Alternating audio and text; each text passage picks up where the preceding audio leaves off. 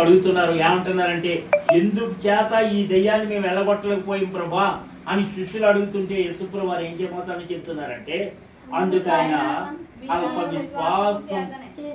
విశ్వాసం చేతనే మీకు ఆలోచించేంత విశ్వాసము ఉండి లేదా ఈ కొండ చూసి ఇక్కడ నుండి అక్కడికి పొమ్మనగానే అది పోవును, మీకు అసాధ్యమైనది ఏది ఉండదని నిశ్చయముగా మీతో చెప్పుతున్నాను వారితో అన్నాడు. దేవునికి స్తోత్రం. ఎందుకంటే 20 చూద్దాం ఒకసారి. 19 తరువాత శిష్యులు ఏకాంతముగా యేసునొద్దకు వచ్చి, మేము ఎందుచేత దాన్ని వెళ్ళగొట్టలేకపోతే నేను అడిగి.